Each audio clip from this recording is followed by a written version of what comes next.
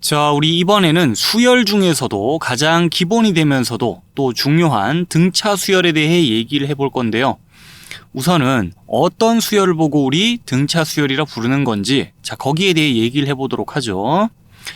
사실은 이 이름 안에 그 답이 다 나와 있는데, 자, 등차 수열할 때 이 등자는 같을 등자입니다. 그래서 등차 수열은요, 차이가 같은 수열이다 보면 되겠어요.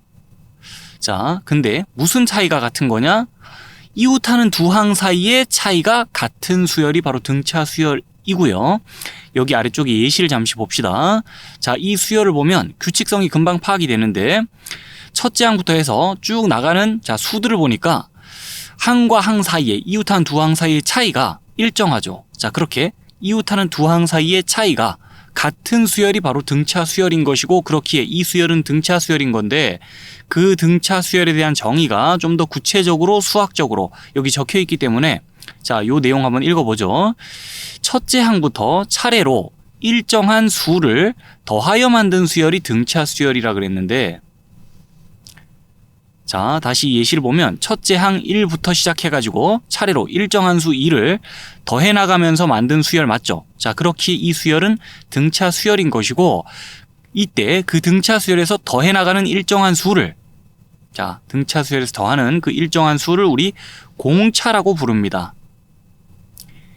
공통의 차이의 줄임말 정도로 봐도 되겠는데, 자, 이 공차를 영어로 표현하자면 말 그대로 공통의 차이, common difference고요. 그 영단어에서 자, 이 차이를 뜻하는 difference의 제일 앞 글자 D를 따와가지고 보통 등차 수열에서 공차를 나타낼 때는 알파벳 D로 많이 나타내거든요. 그래가지고 자, 이 수열을 다시 보자면 첫째 항 1부터 시작해서 차례로 일정한 수 2를 더해서 만든 이 수열은 등차 수열이겠으며, 자, 그 등차 수열에서 더하는 일정한 수, 지금 2잖아요. 그 2가 바로 이 등차 수열의 공차가 되겠고, 그럼 이 수열 보면서 이 등차 수열의 첫째 항과 공차를 각각 A와 D로 나타낸다 그러면 A와 D, 첫째 항과 공차는 얼마겠습니까? 첫째 항은 보면서 바로 1이라 적으면 되고, 자, 공차는 항과 항 사이에 그 일정한 차이를 봐주면서 뒤에서 앞으로 뺄셈하는 거예요. 자, 그렇게 2를 이 수열의 공차라고 생각하면 되겠죠. 그러면 이 등차 수열의 첫째 항과 공차를 알면요, 이 등차 수열의 일반항을 또 우리가 구할 수 있거든요. 우리 앞서서부터 계속 이런 얘기 해오고 있는데, 어떤 수열을 마주쳤을 때 그 수열의 규칙성을 한 방에 설명할 수 있는 게 바로 이 일반항이며, 자, 그 다음에 그 수열의 그 일반항을 파악하게 되면 그 일반항에 대한 식으로부터 그 수열의 모든 항의 값을 다 쉽게 구할 수 있기 때문에, 우리 어떤 수열을 마주쳤을 때 그 수열의 일반항을 파악하기 위해 집중해야겠고, 자, 집착까지 해야겠다 그랬는데, 그럼 이 등차 수열에서도요, 그 등차 수열의 일반항을 구하는 게 매우 중요한 부분이거든요. 그래서 이 등차 수열의 일반항을, 자, 우리 어떻게 구하면 될지 지금부터 얘기를 해보는데, 등차 수열의 첫째 항과 공차만 알면 바로 이 등차 수열의 일반항을 써낼 수 있습니다. 자, 그에 대한 얘기 계속 이어가도록 하죠. 자, 우리 등차 수열에 대해 공부 중이고, 이 등차 수열에서도 결국 우리가 가장 주목해야 될 부분은 바로 제-n항, 일반항이기에 지금부터는요, 등차 수열에서 첫째 항과 공차를 알 때 그 수열의 일반항에 대한 식을 어떻게 적어주면 될 건가, 거기에 대해 얘기를 해볼 거고, 결과적으로 여러분들은 이 시점부터 여기 나와 있는 이 굉장히 중요한 식 한 줄을 반드시 잘 숙지해 둬야 하는데, 일단 이 식을 지금 처음 보는 상황에서 등차 수열의 일반항이 왜 이럴 수밖에 없는지 그 이유를 가볍게 우선 이해를 해보도록 합시다. 자, 이와 같이 수열 AN이 있다고 생각을 해줄게요. 그리고 그 수열 AN이 여기 나와 있는 것처럼 첫째 항이 A이고 공차가 D인 등차 수열이라고 가정을 좀 할게요. 그럼 그 수열의 일반항에 대한 식은 이렇게 작성이 된다는 건데요. 자, 그 왜 그런지 지금부터 생각을 해보자는 거잖아요. 그러면 이 수열의 첫째 항부터 넷째 항까지 일단 식을 좀 작성을 쭉 해줘 볼게요. 그럼 첫째 항은 A라고 가정했으니까 이 수열의 첫째 항은 그냥 A라고 식을 작성해 주면 될 거고, 이 수열의 둘째 항은요, 자, 첫째 항에다가 공차를 한 번 더해 준다 그러면 둘째 항이 나오겠죠. 그래서 첫째 항이 A이고 거기다 공차를 한번 더한다는 의미에서 A 플러스 D라고 이 수열의 둘째 항에 대해 식을 작성해 줄 수 있겠습니다. 그 다음에 이 수열의 셋째 항은 어떻게 될까 생각을 해보면, 자, 둘째 항에다가 공차 한번 또 더하면 셋째 항이 나올 거 아니에요? 그러면 자, 이 수열의 셋째 항은 둘째 항에다 공차 한번 더하면 된다라고 식을 작성할 수도 있겠지만, 첫째 항을 기준으로 식을 작성하자면 첫째 항부터 공차를 총 2번 더해주면 셋째 항 나오네. 그래서 자, 셋째 항에 대한 식은 첫째 항에다가 공차를 2번 더한다는 의미에서 A 플러스 2D라고 식을 작성해 줄 수 있겠습니다. 그럼 이 수열의 넷째 항은요? 자, 이 수열의 넷째 항은 셋째 항에서 공차 또 한 번 더하면 넷째 항이 나올 것이고, 그 상황에서요, 첫째 항부터 또 생각을 해보자면 첫째 항을 기준으로 여기서부터 공차를 총 3번 더하면 넷째 항이 나온다. 그래서 A 플러스 3D라고 자, 이 등차 수열의 넷째 항에 대한 식을 이렇게 작성해 볼 수 있겠습니다. 그리고 나서 몇 줄 식을 쭉 작성해 봤는데, 여기서부터 자, 발견되는 규칙적인 패턴이 또 있어요. 어떤 패턴이 관찰이 되느냐? 첫째 항에 대한 식을 그냥 A라고 적어놨는데 굳이 뒤에다가 우리 플러스 0 곱하기 D, 0D, 자, 요렇게 식을 좀 달아서 적어 볼게요. 그리고 둘째 항에 대해서는 A 플러스 D라고 식을 적어놨는데, 자, 굳이 D 앞에다가 1을 딱 적어 놓겠습니다. 자, 1 곱하기 D나 똑같으니까요. 그리고 나서 관찰되는 패턴이 뭐가 있겠냐? 일단 여기서 A는 고정이고 D도 고정입니다. 근데 자, D 앞에 곱해지는 숫자가 항의 번호보다 1만큼 작은 값이 다 위치해 있죠. 아, 그럼 규칙적인 패턴이 관찰이 쭉 되네요. 그러면 우리가 이 발견되는 규칙성과 함께 자, 이 수열의 제-n항, 일반항에 대한 식을 한번 추론해 보자. 그러면 A가 일단 적혀질 것이고요. 그리고 나서 관찰되는 패턴을 봤을 때는 자, 항의 번호에서 1 빼가지고 n-1 적어준 다음에 거기다가 공차 D를 곱해주면 되겠네요. 그게 이 수열의 제-n항이 되겠죠. 그 식이 그리고 여기 적혀 있는 거거든요. 그래서 자, 그 첫째 항이 A이고 공차가 D인 등차 수열의 일반항에 대한 식은요, 첫째 항 더하기 n-1의 공차 D가 되겠습니다. 아니면 뭐 이렇게 생각해도 괜찮겠어요. 이 수열의 제-n항은 식이 어떻게 작성될 건가? 예를 들어 셋째 항이 첫째 항 더하기 2D잖아요. 자, 또 이 넷째 항은 첫째 항으로부터 플러스 3D 해가지고 그 값을 알아낼 수 있는 거잖아요. 자, 그러면 왜 여긴 2D고 왜 여긴 하필 3D겠느냐? 그걸 굳이 따져본다 그러면 그 이유를 이렇게 답해 볼 수 있는데, 여기랑 여기 두 항 사이에 항의 번호의 차이가 이만큼 차이 나니까 여긴 2D고, 이 두 항 사이에 항의 번호의 차이가 3만큼 차이 나니까 여긴 3D인 거야. 자, 라고 답을 해볼 수가 있을 거거든요.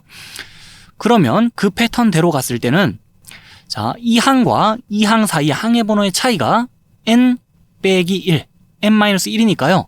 그럼 첫째 항으로부터 n-1D를 더해서 n번째 항의 값을 알아낼 수 있는 상황이고, 그렇게 이 등차 수열의 제-n항은 첫째 항 A 플러스 n-1의 공차 D다 라고 생각할 수가 있겠습니다.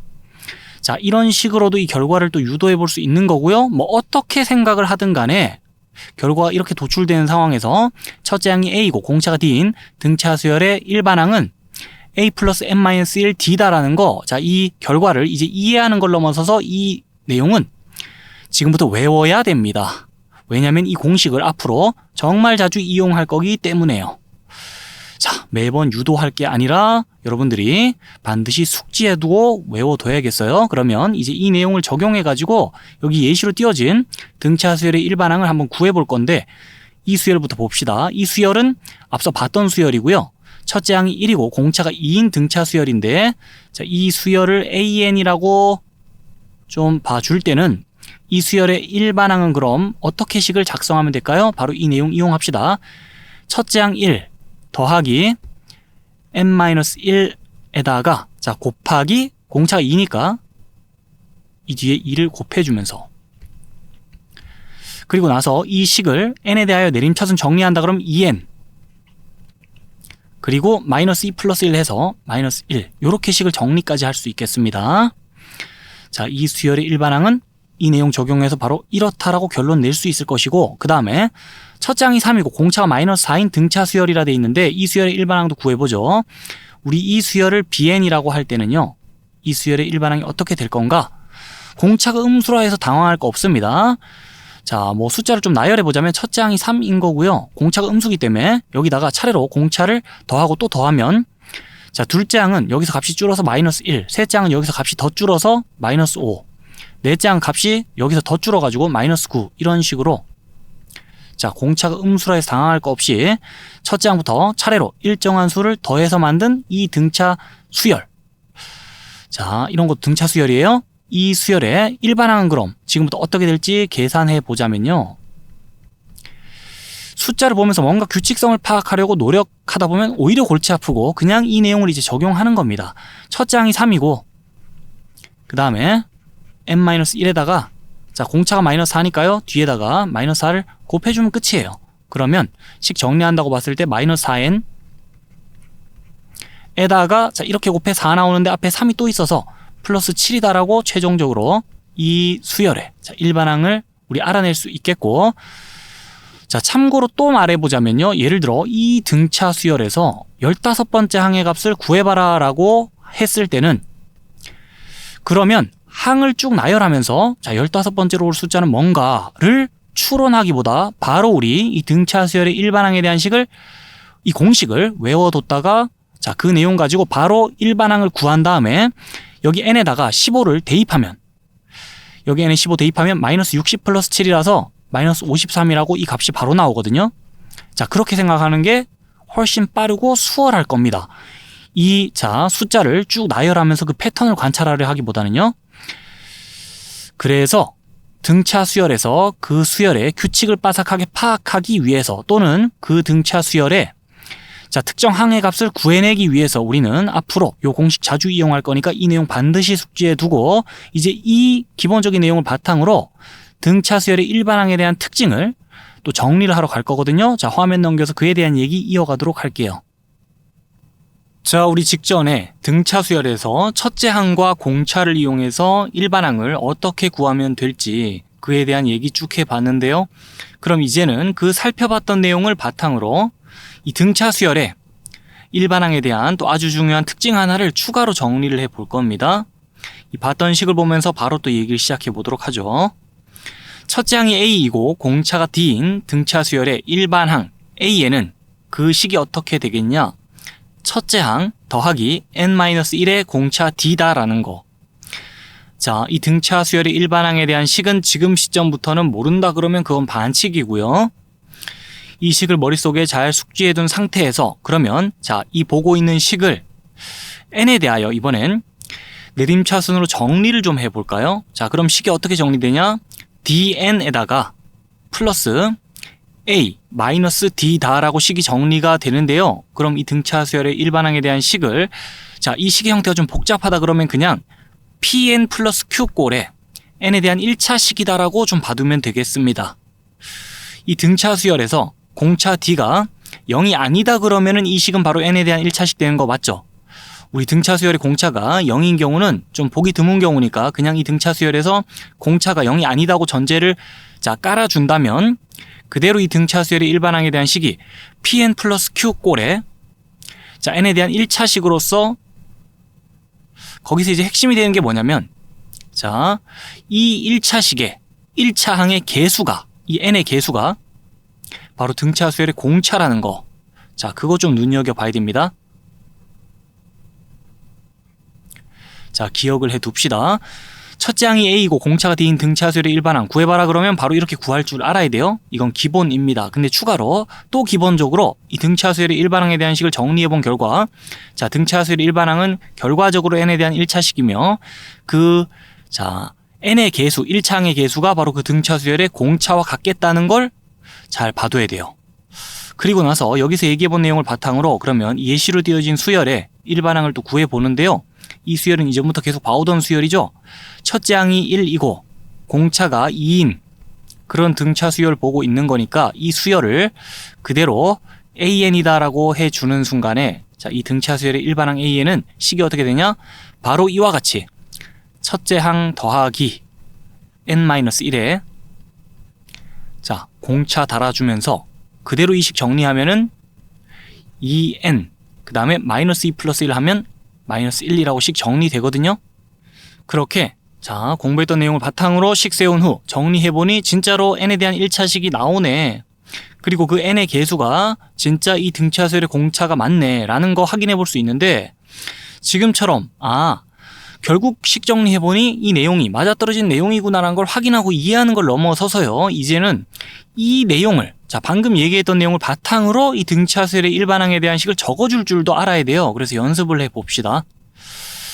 자, 이 등차수열에서 공차가 2다는 거 확인되는 순간에요, 바로 이 등차수열의 일반항에 대한 식은 2n으로 시작할 거야 라고 일단 공차에다 n 달아주면서 식을 적습니다. 그리고 나서 어차피 자, 이 일반항에 대한 식은 pn 플러스 q꼴의 n에 대한 1차식이겠으니까 2n 뒤에다가 뭔가 붙을 이제 상수항을 결정해주면 끝나는 건데, 자, 여기 이제 위치할 그 상수는 몇이 적절할까요? 자, 그거는요, 여기 주어진 아무 항이나 값을 좀 이용해주면 되겠는데, 우리 지금까지 첫째 항을 너무 많이 이용했으니까 이번엔 둘째 항을 좀 이용해볼까요? A2가 3이라고 봤을 때, 자, 그럼 이 식은 이 수열의 일반항에 대한 식으로서 n에 2가 들어갔을 때는 이 식 전체에서 나오는 결과값이 3이 돼야겠으니까요. 그럼 n에 2가 들어가면 여기서 4가 나옵니다. 그럼 뒤에 마이너스 1을 붙여줘야 자, 최종 결과값이 n에 2가 들어갔을 때 3이 나오겠죠. 그러면 여기 적절한 숫자는 마이너스 1이겠구나 라고 하면서 자, 식을 다 작성하면 여기랑 같은 결과가 나오죠. 그래서 이제 이 내용 이용해서도 자, 이와 같이 등차수열의 일반항에 대한 식을 자유자재로 적어줄 줄 알아야 돼요. 자, 다시 한번 강조합니다. 등차수열의 일반항은 결국 식 정리해봤을 때 pn 플러스 q꼴의 n에 대한 1차 식으로서, 자, 그때 중요한 거 뭐라고요? n의 개수가 바로 그 등차수열의 공차와 같겠다는 거, 그게 중요합니다. 자, 여기까지 들어봐 두고 이제 다음 화면으로 또 넘어가서 얘기를 이어가도록 하죠.